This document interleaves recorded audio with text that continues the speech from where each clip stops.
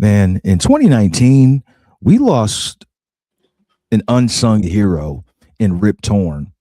And he's somebody that I didn't appreciate until it was well too late. I remember him in Men in Black, and I didn't start watching Larry Sanders Show until after Gary Shandling and him and Rip Torn passed. But fun fact about Rip Torn, did you know he had a beef with Dennis Hopper back in the day?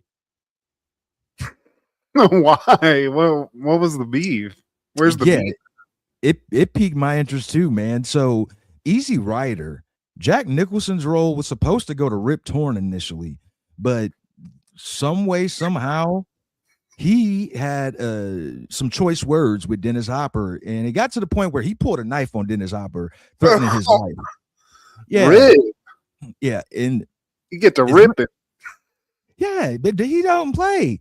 As much as I love some Dennis Hopper, I think he's cool. That kind of made me appreciate Rip Torn even more, like because he's a savage. Pulling a knife, that's not the way to get a job. I feel like you're pulling a little tool out there, but I wonder what they were arguing about. You know, like what ultimately, why was the knife pulled, Rip? And with a name like Rip, I assume he's got a knife on him at all times, at least back in the day. Yeah. That's hilarious. Yeah, I kind of just knew him from, like what you said, he was in Men in Black. I mean, this came after the 90s, but his role in Dodgeball was hilarious. If you can dodge a wrench, you can dodge a ball. He was in that. The dude in the wheelchair. He's been in a couple other things. And the funny little anecdote I have is that I used to get him confused with Rip Taylor. Obviously, they have very similar names, but very different ideologies. I guess one pulls a knife and the other pulls glitter confetti out. Oh my God. It's two sides of a different. I mean, they're polar opposites, Steve, with the same very bizarre first name. That's odd. Disparate characters they are. So I found out that when Torn met with Hopper and Peter Fonda, Hopper reportedly ranted about rednecks, which offended Torn, who was a Texan.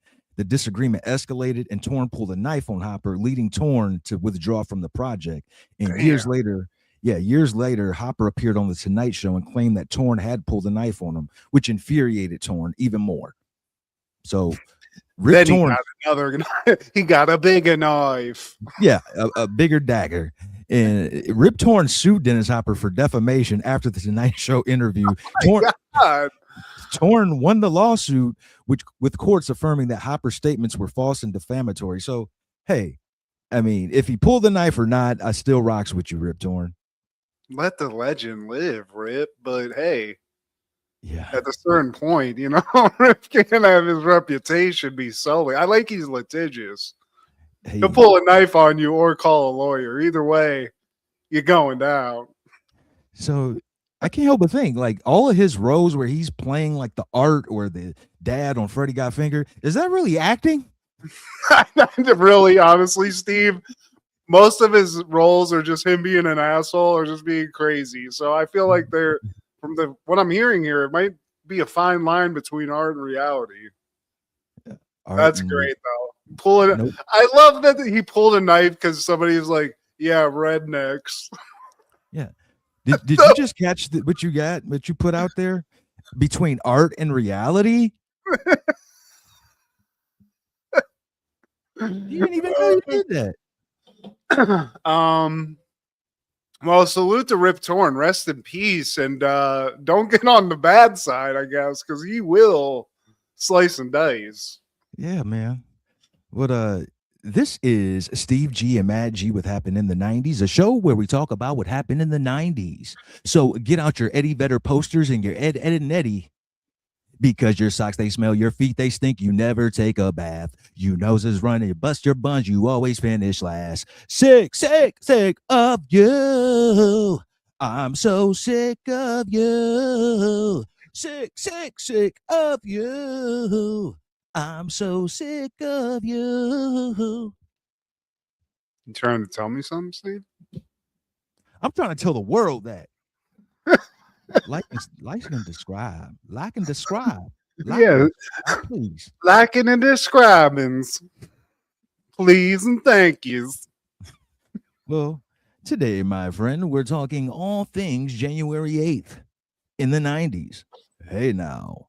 Starting off in 1990, Gwar would release Scum Dogs of the Universe. And I know where this is headed, Matt. I know where this is headed. What, that I just never was into Guar, Steve? Not only that, you probably despise them. I don't honestly. If I gotta like pay attention to a band like this, this is the one I'm going for because of the pageantry, Steve. Yeah. They fascinated me from when I found out about them from I think it was Beavis and Butthead. I think that was the first reference I ever got to Guar, and I thought it was a joke.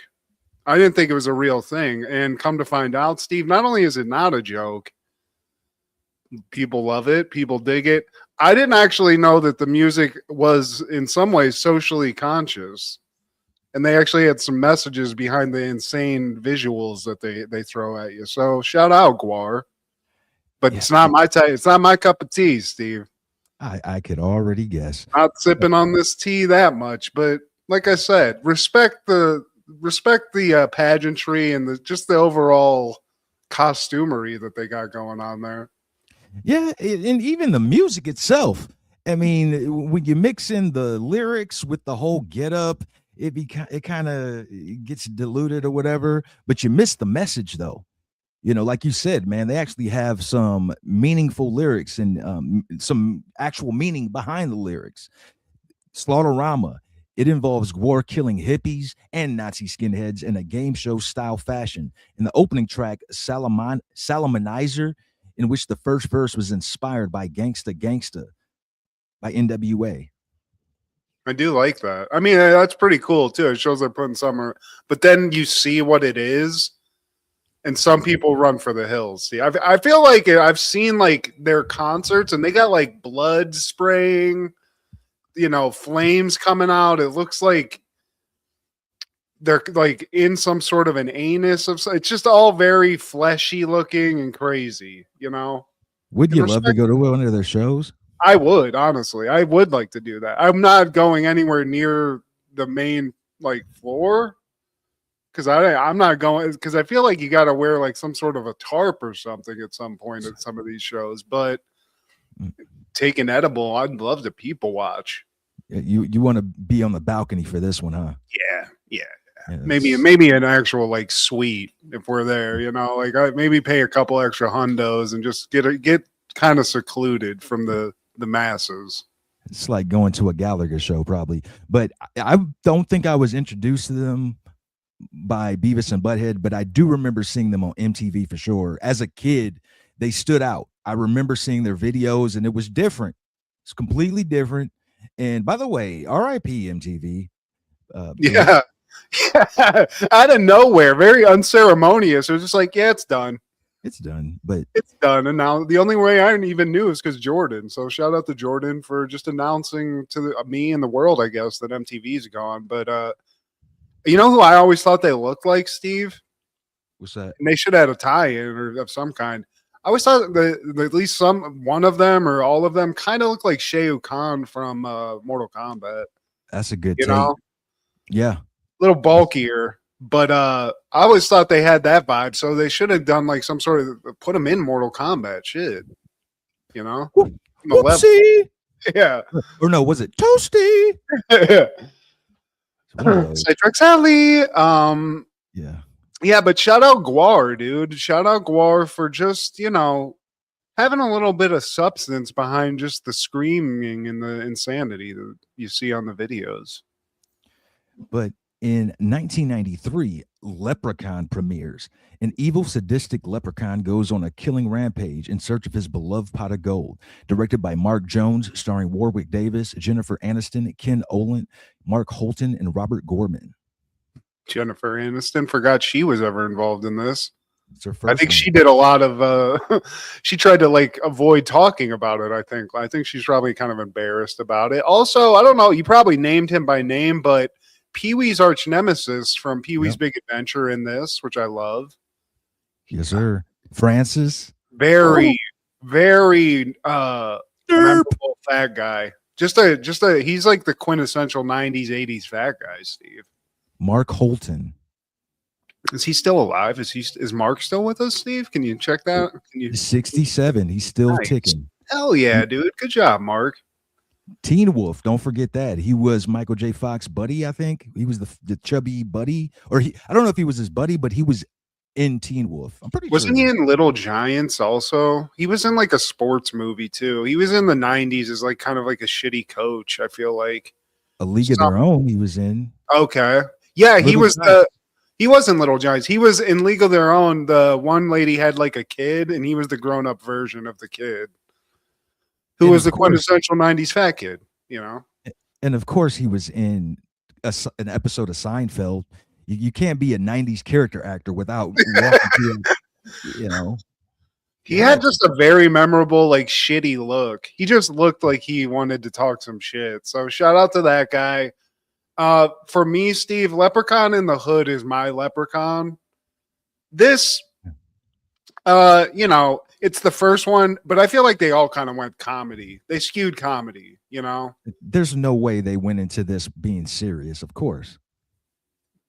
But I mean, you got to give a huge shout out to Warwick Davis, who has to be the most prolific and successful tiny person actor in a costume or out of a costume.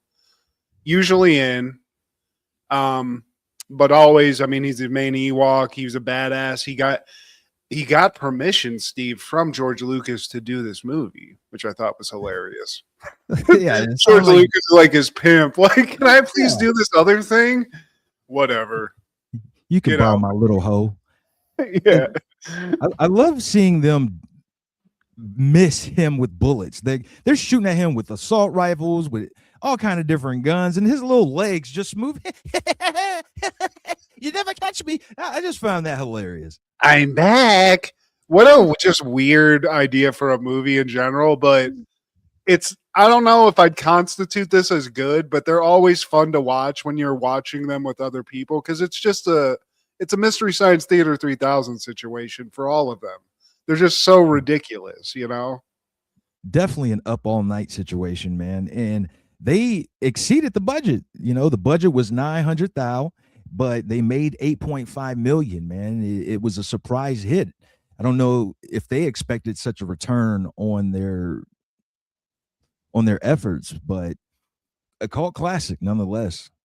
Yeah, it definitely outran the premise for sure. Because you tell me, oh, I made a horror movie with a leprechaun in it, I'd be like, all right, okay, I get it. And I think there's like 5 of these things, and they're not all quality, but they definitely, they've made some money off this. If you love the first one and you go into the sequels knowing to expect, each of them are going to deliver that. When a friend with weed is a friend indeed. Yeah. Whether Vegas, in space, in the hood, leprechaun, man. But yeah, shout out to Warwick Davis, man. He was also Willow. I mean, he's been in, so I don't even know of all of his roles. He's so prolific.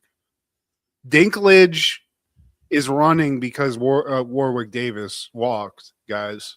Just so you guys all know. Facts.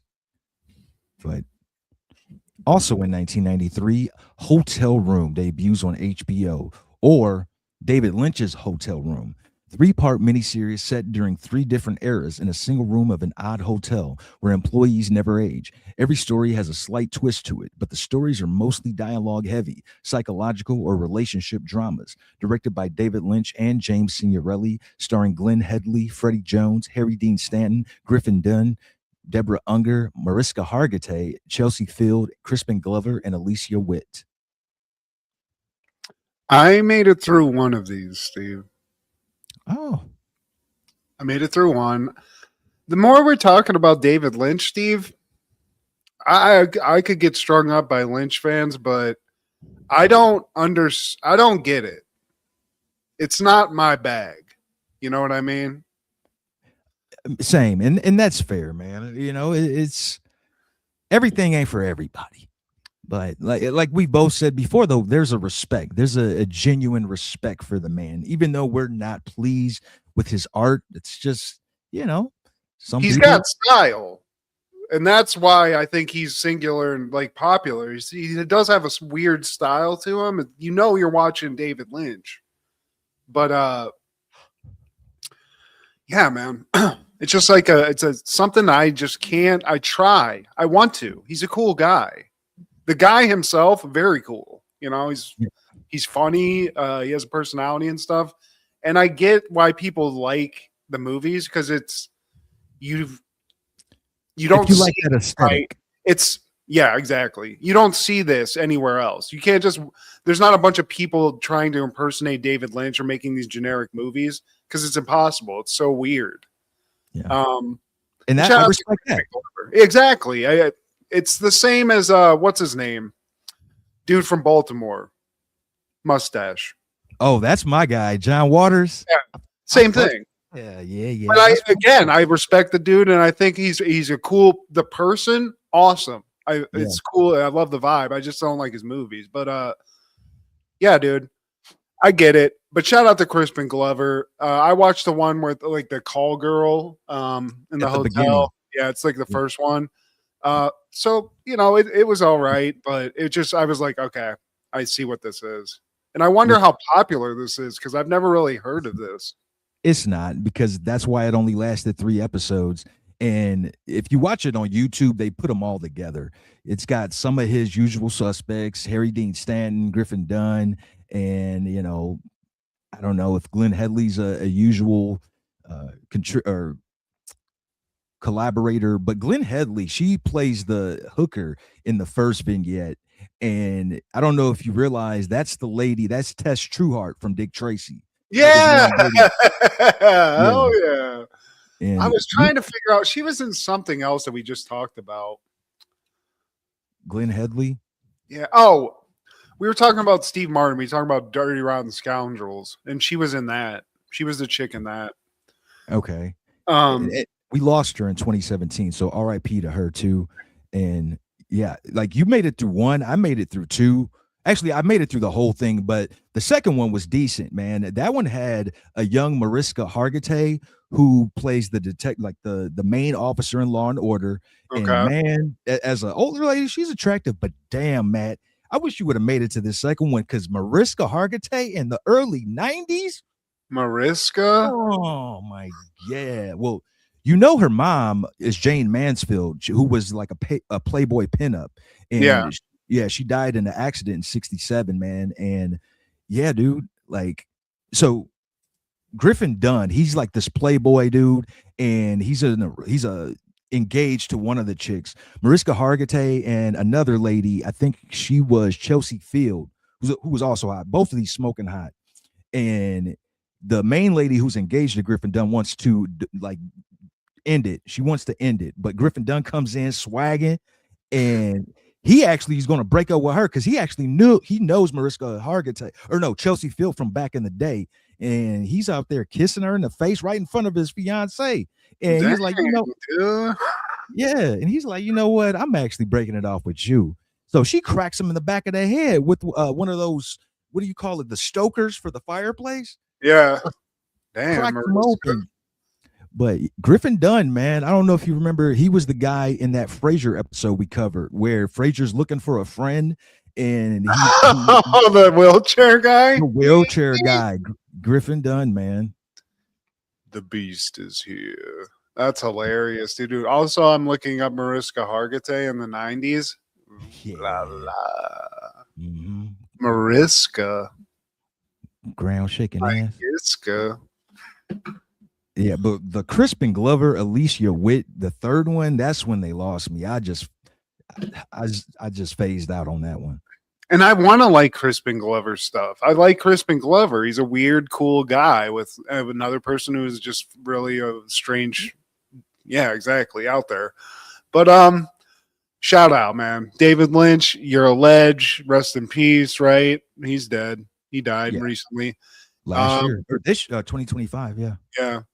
So maybe someday, Steve. Maybe it's like, blue cheese and other things. I'll figure it out as I get older. Yeah, lollipops in the mouth. In 1995, House of Buggin' premieres on Fox. John Leguizamo's edgy sketch comedy show and the spiritual sequel to In Living Color. It was actually a replacement for In Living Color. Luis Guzman was in this too. A That's young Luis Guz. that's how I first knew about the dude. Like I remember watching at least a couple episodes of this show because in Living Color it ran its course. I was like, man, I need some more sketch. I need some more sketch on Fox.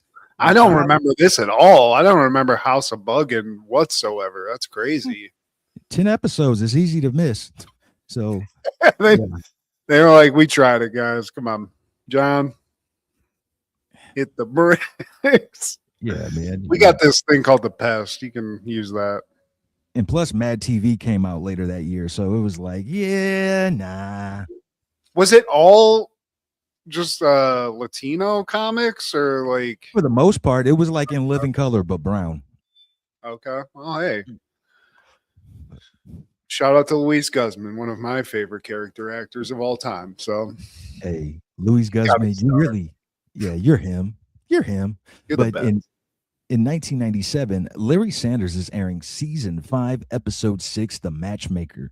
When Brian ends his relationship with his boyfriend, Hank tries to fix him up, but winds up starting rumors about himself. Hey, now. Who created that?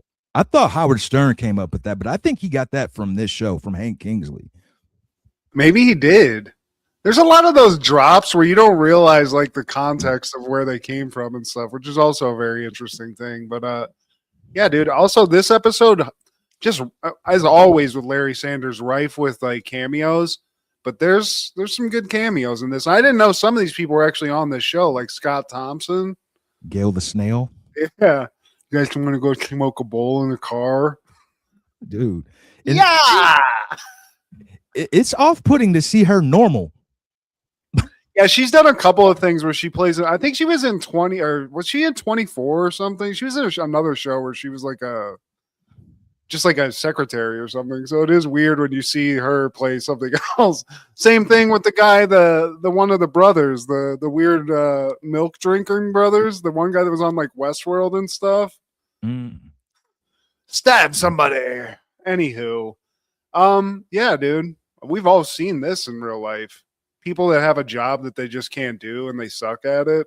And Larry's dealing with that. Everybody's dealing with it, it seems like, Steve.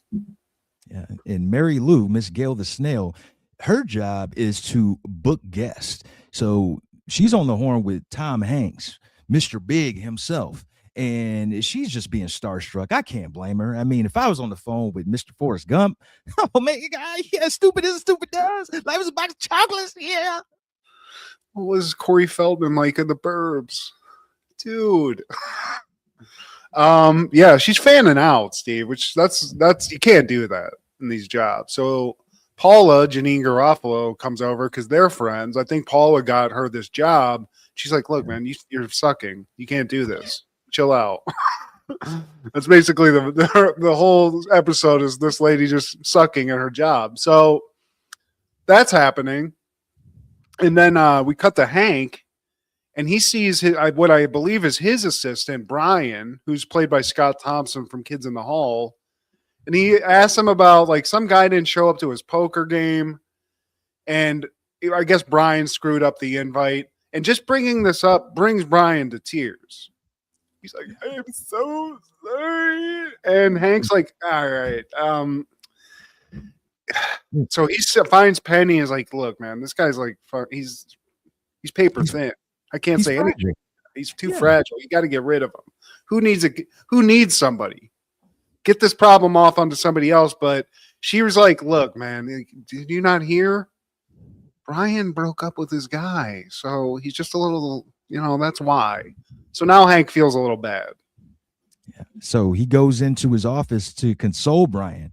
And he even asked, like, man, after this recording, you want to go out for a drink? You know what I mean? I'm your bud, man. We've been working this whole time, and just unleash. Just let it out.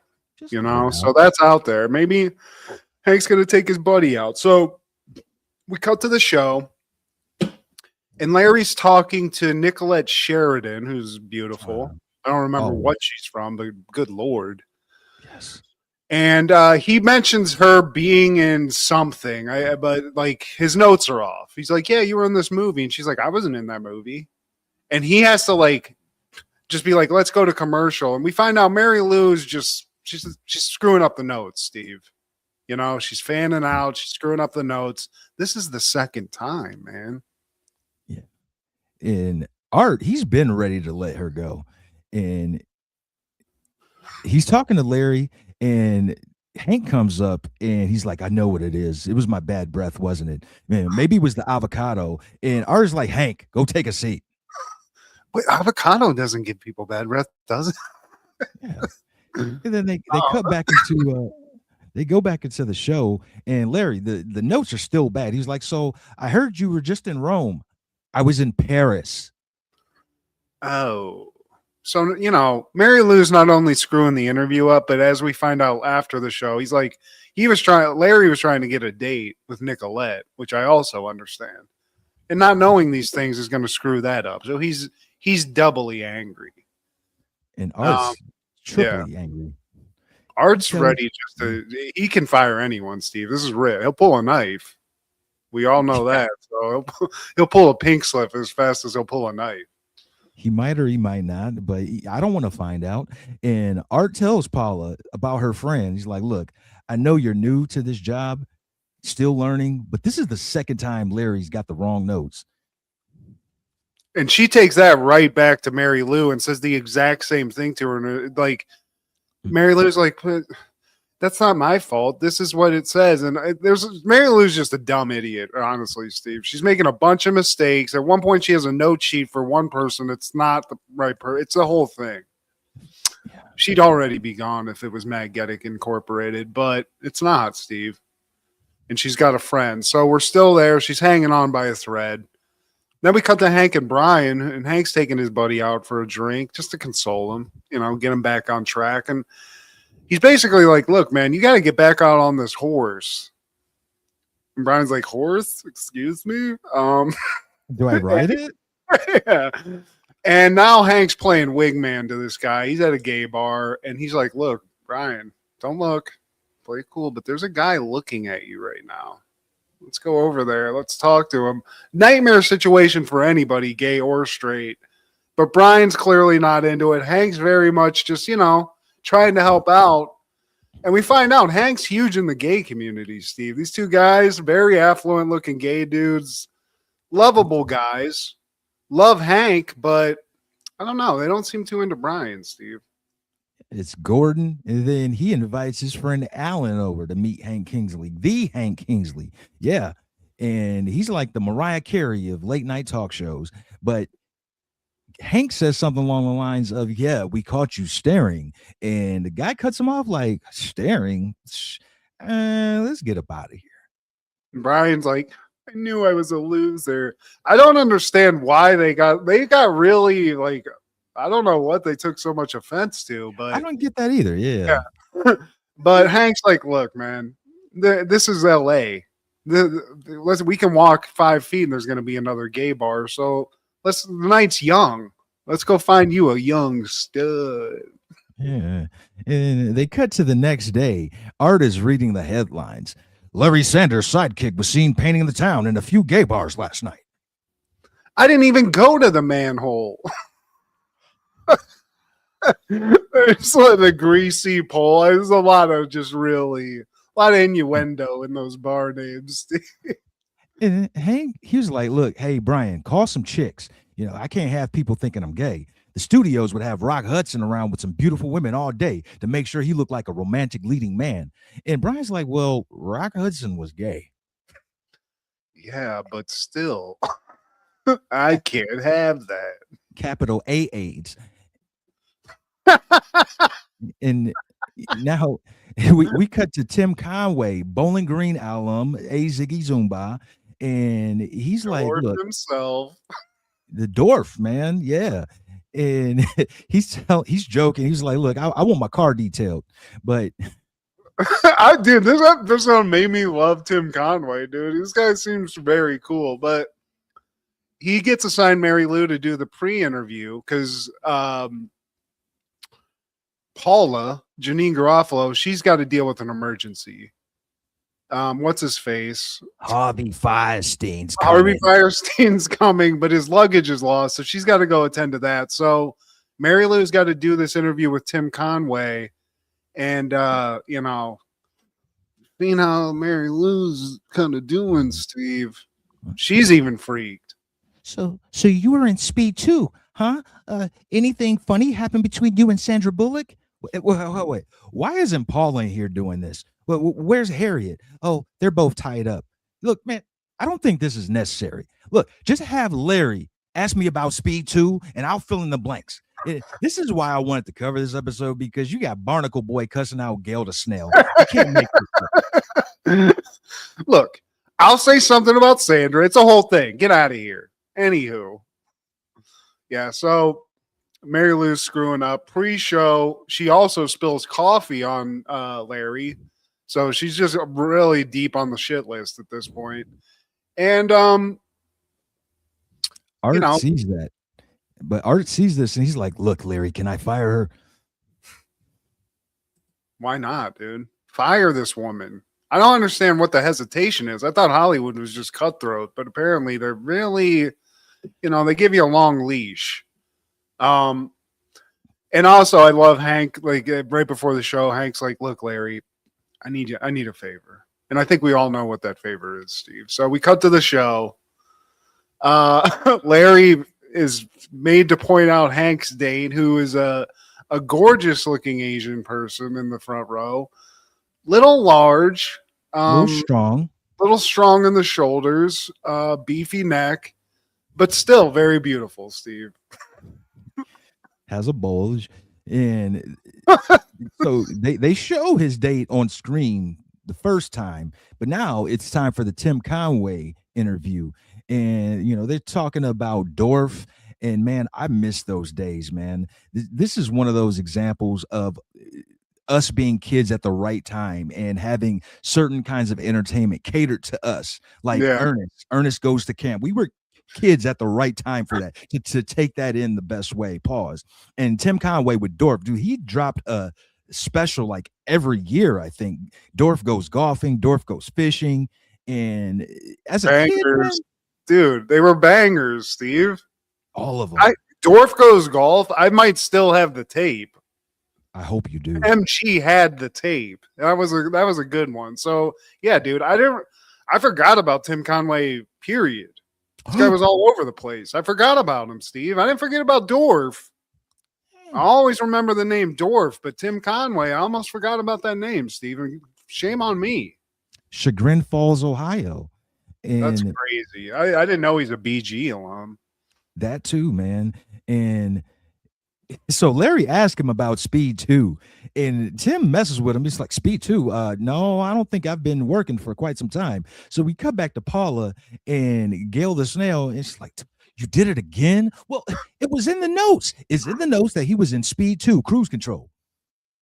And I think she was like, that's where she's like, this isn't his sheet.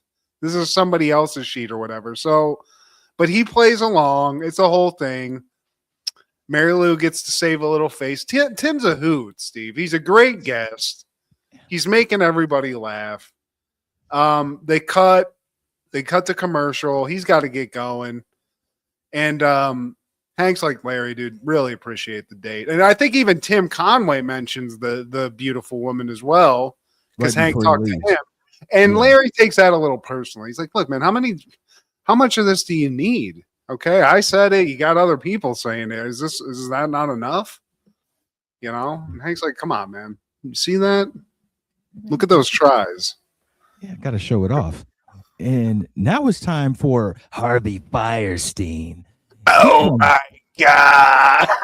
I don't get it.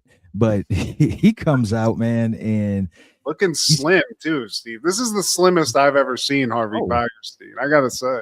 Really? I mean, because even here he's sloppy built, but and with the sandals, just disgusting. So he says something to Larry about, this is my first time seeing you with clothes on. I mean, I watch you in my bedroom with no clothes on. I mean, I have a cigarette and a man in my bed. But they have a talk. They get onto it. But then Harvey's like, "Oh, I can't believe it, Raylene." And he's like mentions that he knows somebody in the audience. Cut to Raylene. Raylene and Harvey had did a couple of drag shows together. He knows Raylene, and Raylene's Hank's date. Yeah. And he's like, I mean, I knew her when she was a man, but and so Hank's sitting there like, oh. Yeah. So Hank's dating a she-male, Steve, and that's what it is. Okay. I knew him when he was George. So they immediately go back to commercial break. And Harvey was like, dude, I didn't know that you didn't know. Yeah, I didn't know. I didn't know, Harvey. Yeah. And that's really it. I feel like there's like a joke with Nicolette Sheridan at some point at the end, but that's it, Steve. And I like Harvey Firestein came on here just to out a drag queen. Yeah. And she was fine with it because she just went, yeah, that was me. I used to be William. I used to be a fullback on the Dolphins. She looks like John Leguizamo did in Tu Wong Fu, honestly. Wow. That's what she looks like. And I've seen it, Steve, so I can say that from experience. And shout out to John, which we just talked about. But I love the episode, Steve. I love me some Hank. And this is a great Hank episode. And we find out Hank might have some my thing is, where'd you find her, Hank? That's the first person you call when you're trying to prove you're not gay. Well, Brian, he left it up to him. He's like, hey man, I need you to call some chicks. So, I forgot. You're right. Of course Brian's gonna call it. But shout out to also Scott Thompson, who for a while was one of my favorite. He was like my favorite kid in the hall because of all the stuff he did on that show. But it's good to see him in other things. I love that. Great show. And on that same day in 97, News Radio was airing season 3, episode 12, Rap. Bill's editorials against rap music lyrics prompt Jimmy to invite rapper Chuck D to respond on the air. Hilarity ensues. Chuck D, dude. We even get a Chuck D blooper at the end, which I love. But yeah, as we start the episode, Lisa, one of the white chicks on the show, Dave Foley's on again, off again romance, is on the phone. She seems kind of like a personal call. She's just trying to kind of hide it from everybody. And she keeps saying she's uncomfortable with it. So I thought maybe she was getting a call maybe about a possible new job, you know, at the current gig. But everybody's kind of just like in her business. And she's trying to hide. She's trying to keep it down. There's a staff meeting she keeps getting reminded of. People now think she's pregnant because of this phone call. Joe asked her about it, Joe Rogan. It's a whole thing, Steve. She has to hide under her desk. And no privacy. This is why I like working from home. You know? Yeah, it has several benefits. And as I'm watching the show more and more, I have a crush on Vicki Lewis, a.k.a. Beth. You know, I got an affinity for those redheads. Weird taste, man. You just got some strange, whatever. I thought, I got to say also to Beth, Vicki Lewis, I thought it was Kathy Griffin. In my mind, if you would have asked me a year ago if Kathy Griffin was in this show, I would have said, yes, it's the redhead chick. It's not. No. And I bet Kathy Griffin was very angry at Vicki. Probably lost a lot of gigs to her. So shout out to Vicki. I don't get it, Steve. You know who I'm attracted to in this cast. I like her too. Lisa. Candy Alexander. Oh yeah, that's this is why I fall asleep with the TV on. Maybe Candy and Vicki Lewis can give me some of that action, but still have little swirlification on the menage. Mm-hmm. The redheads, they are the Negroes of white people. But Beth, she shows up and she's alerting her about this meeting. And she's like, whatever, I'm on the phone. Then Joe, Mr. Rogan, shows up telling her about the meeting. He's like, wait, are you pregnant? Both of them ask, is she pregnant? And then Matthew, Mr. Andy Dick, just sitting there staring at her. He actually when she's under the desk, like does something to interrupt the call, but they interrupt the call. Lisa, we don't know what the call was about until after the credits, where she talks to Jimmy James, which I always love this guy's name. That's a great rich guy's name, Jimmy James, I, Jimmy Jam. I like his real name too, Stephen Root. Hell yeah, he said that in a very sexual way to some very lucky lady at some point. But Lisa's trying to talk to Jimmy. She needs his advice because that call was actually about an article that New York Magazine wants to do about her, which you think is great, right? Publicity, get a little credit, but it's not about her writing, Steve. It's for the cutest reporter in New York City. Aw. And she is cute. Maura Tierney, you're a cutie pie. She is. I like the get up she has on in this episode. It reminds me of chicks I had a crush on in the 90s. Very it's not Blossom, but I don't know. It's very white chick. So yeah, so Jimmy James, he's like, look, publicity's, but he's all about publicity, basically. He's a businessman. And he can't get through his head. He's like, why? What's the problem here? But he's like, I get it. You don't, you want to be respected or whatever. She's like, just keep it quiet, please. And he's like, of course. It's between you and me. And then he just walks out and just starts screaming at the top of his lungs. So everybody knows. She's cute. Lisa's the cutest. And then we cut to Bill and Joe sitting in Bill's car, and his stereo, it doesn't sound right. And Joe's like, man, you listen to this garbage? It's rap music, and I love it. Speaks to me in places I didn't even know I had ears. And I wish I had a better Phil Hartman impression because he was the shit. It's hard to do, Steve. It's just very, I can't do it either. I'm not going to try. It's hard to impersonate an impersonator, I realize. That's true. He just has he has a radio voice. He was born with a golden voice. So, he's talking to Joe. Joe clearly has pulled a fast one on this guy. He's like, it's under warranty. Bill's like, that's a lie. Joe said it's not under warranty, and Bill goes against that. And then Joe's like, all right, man, I'll fix it, but you're going to have to pay me. So the agreement's done. And as soon as they shake hands, Joe's like, okay, just flips the treble up a little bit because he had it all the way down. So he's like, now you can hear what they're saying. And now that Bill can hear what rap really is, Steve, and that there's actual words to it, he's not a fan. Yeah, because this whole time he didn't even know it had lyrics. Now, we cut back to the office, and Beth, she's grilling Lisa about being cute. You're not cute, you're pretty. There's a difference. They're short and hyperactive, and that's cute, and that's me. So, the code word for voluptuous? That's really just pretty and fat. Sexy is just a code word for pretty and easy. And exotic, that's a code word for ugly. And basically, Beth's like, look, we can't skew the terminology here. Cute's got to be cute. So as soon as somebody that's not cute gets called that, the term's it's done. We can't have that. And yeah, so that's the thing, all these ladies now, cute? Who's the cutest? Because Beth thinks she's the cutest. Lisa, she's hurt.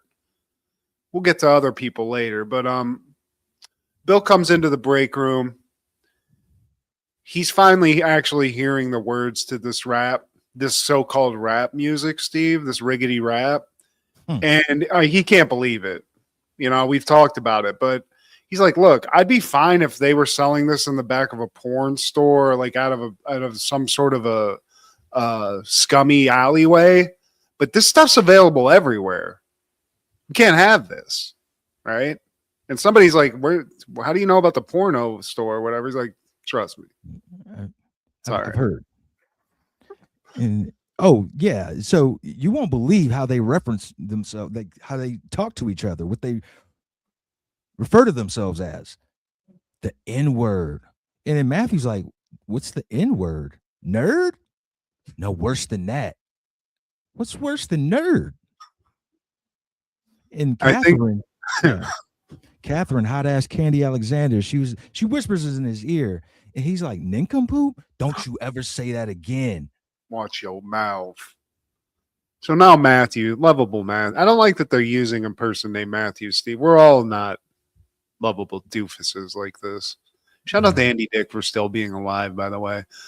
Um, he's really taken a fun turn in life. Yeah. But Catherine kind of spoke up for Lisa when they were talking.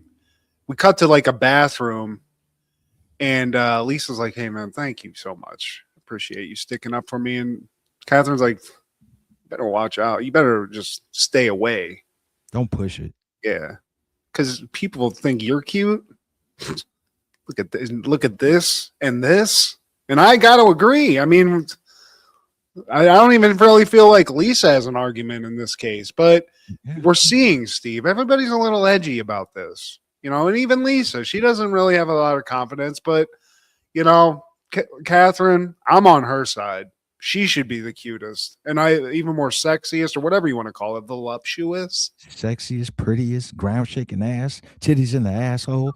And we cut back to Bill, and he's still ranting about this rap. My anaconda don't want none unless you got buns on. You know the name of this song? Baby Got Back? Yeah, so he wants to do a whole editorial about it. Dave's not really listening to it, but as he finishes up his tirade, Dave's like, "Hey man, you go back 10 years and you might be one of the first people that's actually given out this opinion, because we've all heard this before. This is very Christian youth group energy that Bill's throwing out here." So he's like, "Look, man, you can do this, but don't you dare go after the lambada, you piece of garbage." Everyone could die. And now, before Bill leaves, he sees Lisa and he's like, "Yeah, cuteness might get you ahead elsewhere, but here it's about the work." Yeah, he's driven right now, Steve. He can't believe it. So Bill's off on his tirade. He leaves, and Lisa comes into Dave's office, and she's like, "Look, Jimmy, Dave, I'm not doing this." And Jimmy is like, "Look, why are you throwing away all this good publicity? It's free advertising for this station. Like, what's going on?" And Lisa has this she's holier than thou, Steve. She's like, advertising is all dishonest. It's deceptive. And as soon as Jimmy Jam hears that, I mean, don't start that's going at the money, Steve. You start playing with his money and you start playing with his emotions, and he goes off. That's the bottom line. Yeah. And he's like, "What? I mean, advertising." It goes from advertising to America. Sesame Street gets brought into it. Bye Grover. Bye Oscar the Grouch. Kermit the goddamn frog, Steve. Kermit the motherfucking frog. And by the way, Stephen Root is Bill Daltrey, and what is the company that Hank works for? He plays his boss as well. So he's Bill and that guy. Really? Yeah, in addition to other characters. So Stephen Root, propane company, Steve? Buck Strickland. God damn it. Yeah. I did not know that. I knew he was Bill, which it's hard to hear his voice though and not picture Bill. So you knew he was Bill? Oh yeah. Okay. Yeah, hell yeah. I mean, this guy that's Bill or Stephen Root, he has been many prolific characters, dramatic and comedic, over the years. But yeah, great actor. He can't stand what Lisa's saying. I mean, it's literally making him go insane. So, there's a little bit of pressure on Lisa to do this shoot, Steve, you could say. And it's not rap music, it's crap music. That's the Bill O'Neill perspective. So David and I think Jimmy, they're going over his little editorial, and apparently Matthew wrote it. Yeah, because Dave's like, "This is the most idiotic thing you've ever written, Bill." And Bill's like, "I didn't write that. I paid Matt handsomely to write that." Yeah. I guess Matthews, that's what happens, Steve. I was writing English papers for people. This Matthew, he's writing copy for Bill about rap music. I wouldn't have done this. and he paid him $7. $7 whole dollars and a couple of nice coins too, Steve. A couple of Abraham Lincolns. You know what I'm talking about. But he's gonna do it. And he goes in to start. Dave's talking to Jimmy Jam, and he's like, look, man, he can do whatever he wants. Because I own the company that owns the company that owns the company that makes the rap albums he's talking about. It's something where he's getting free publicity off this no matter what. The rich win, Steve. The rich always get richer. We should know that by now. Big bank take little bank. And we cut back to Lisa and the girls. They're sitting down and she tells them, I talked to the magazine and I told them it's very disgusting. And I also told them it's all or nothing. You got to take the three of us or no one at all. I'll take all three of you ladies any day. And so she's sticking up for the ladies. Right, Steve? It's a sisterhood of the traveling pants. And they're going to, speaking of somebody who knew some scummy photographers in LA, I'd love to be on set, Because she even tells them, like, apparently the magazine said the more the merrier. And she was like, how sick is that? The girls are like, well, when do we need to be there? Yeah, I got to get my hair done. I got to go buy a new brassiere. That's great, though. So, sisterhood. What's the radio station named at this? What is this radio station, Steve? It is New York City AM News Radio. Okay. I keep thinking KACL, and that's Frasier's. WNYX. There we go. WNYX. The ladies, they're all together. Can't wait for that shoot. Cut to the McNeil perspective, Steve. And Bill's giving his diatribe. And as we cut like out of the booth, I always love this set, Steve. I'd love to work at this radio station. You get to look right into the booth. You get to see these people. So Bill's going into it. Jimmy brought in a ringer to maybe debate Bill on this show, Steve. And it's none other, Steve, than Chuck D himself. Public Enemy #1. Back again, Rackus the Incredible. And he arrives and he's looking for the guy that was talking crazy about rap lyrics. And Dave tells him it's the guy that looks like he's talking crazy about rap lyrics. And you see Bill McNeil, he's just like rant. It's just all you could see is his pantomimes. And he goes in there and before Dave talks to Jimmy, he's like, well, one of his beliefs is sucking up to famous people. So Chuck goes in there and he introduces himself. He's like, hey, I'm Chuck D. Well, you're going to have to find another name because it's taken up by someone else in the industry. Yeah, it's taken up by me.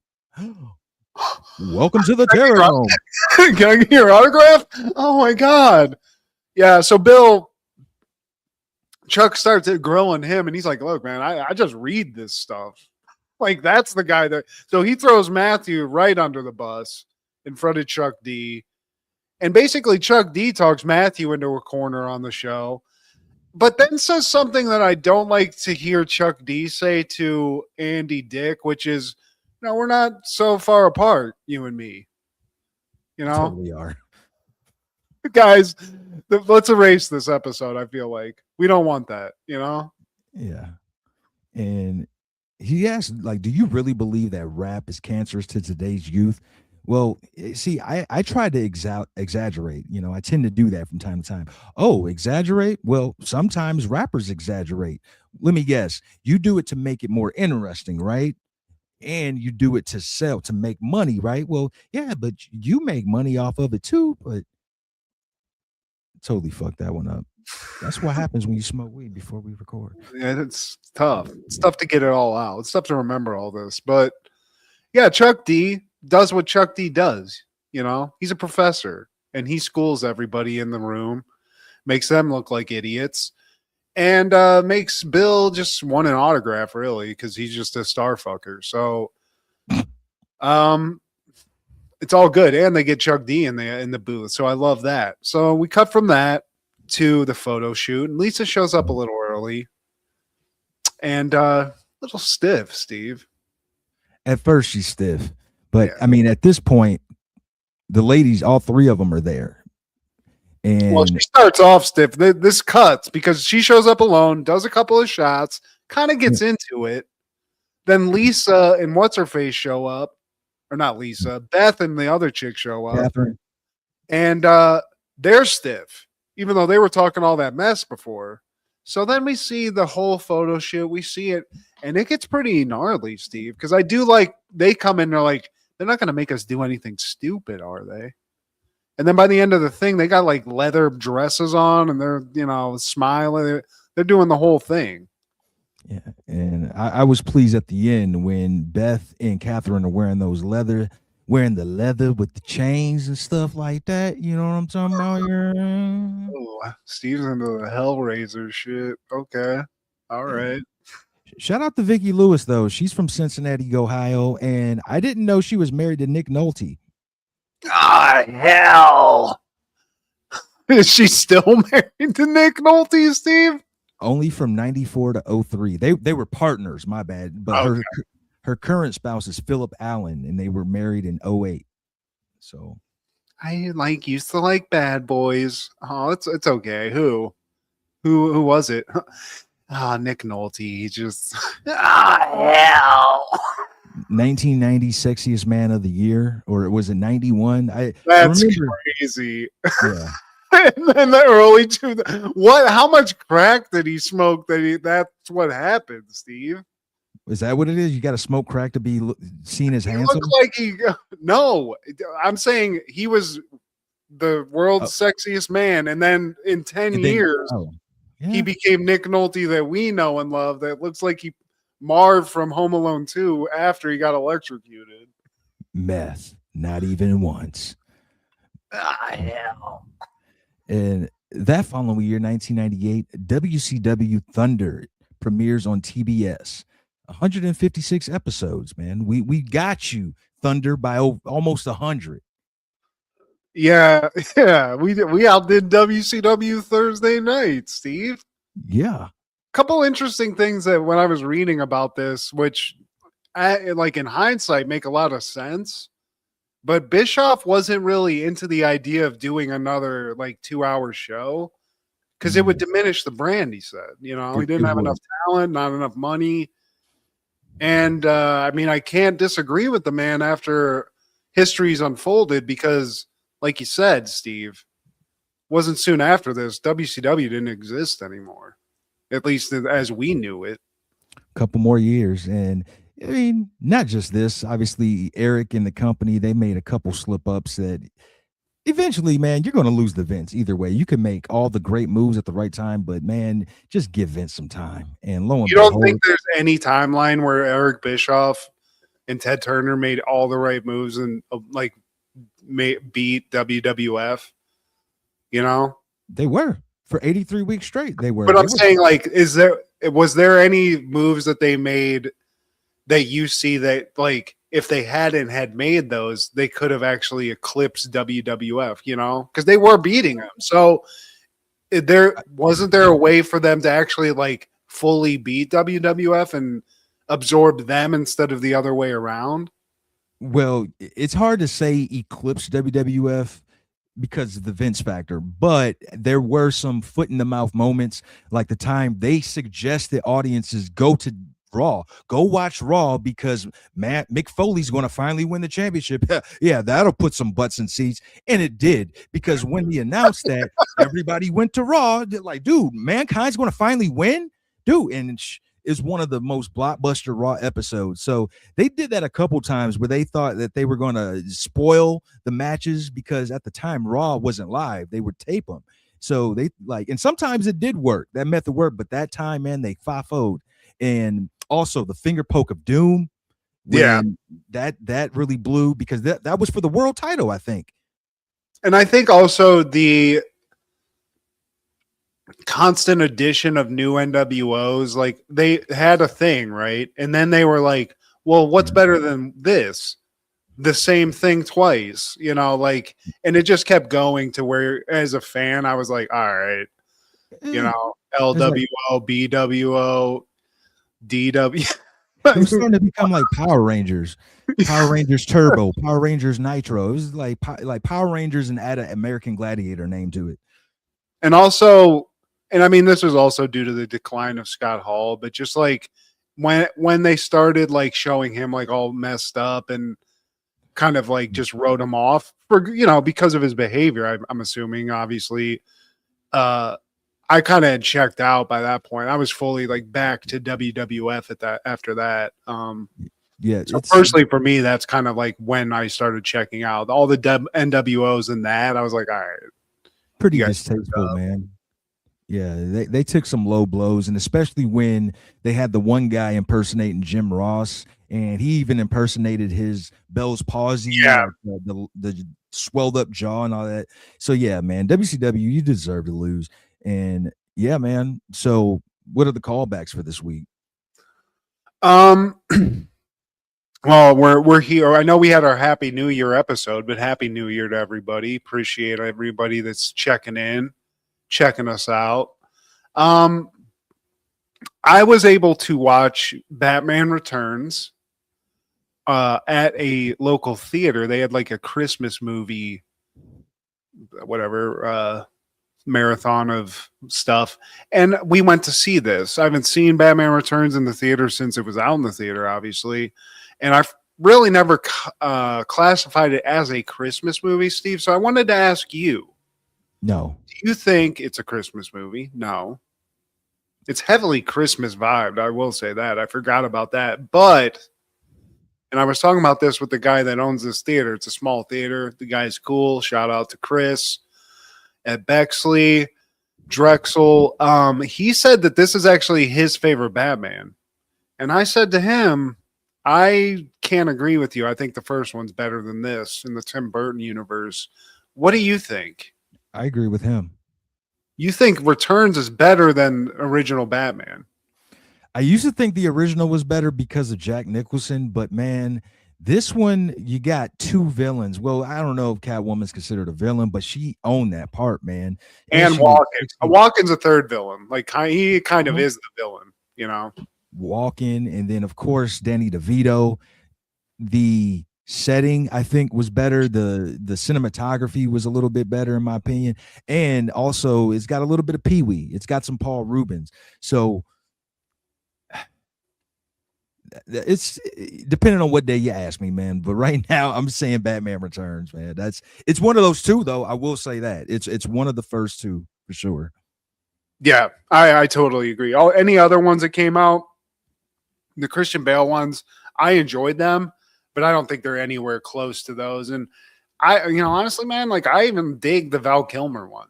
I know people hate it, but I dig it. I think it's great. I think it's crazy, but I mean, screw it. It was the 90s, Steve. You know, he's my second favorite. Everything's great about it, but that's my callback.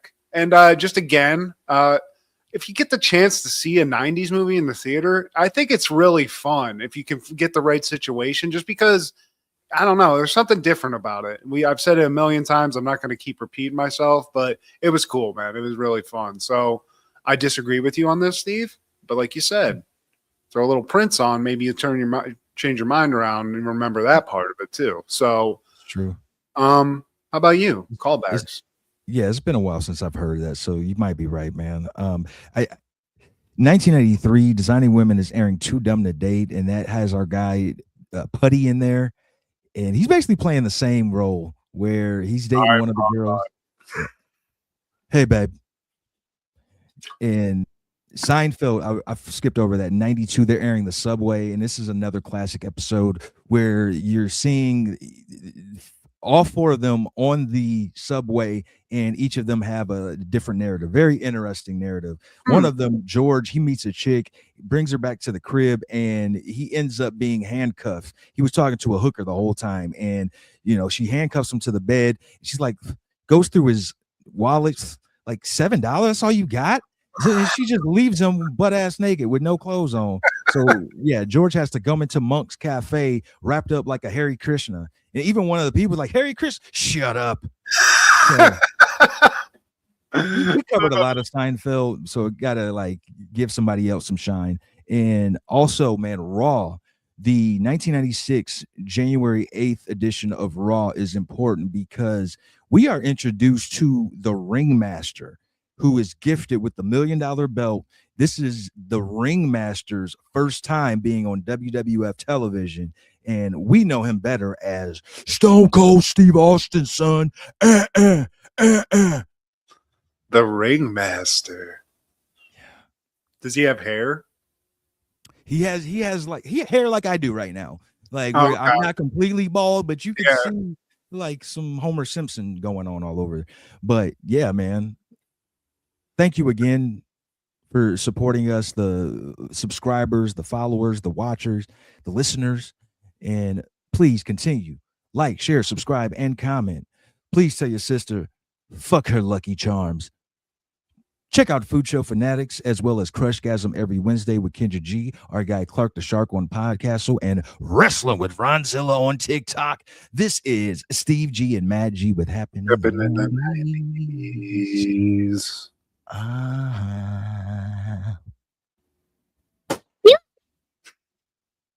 You're a bitch.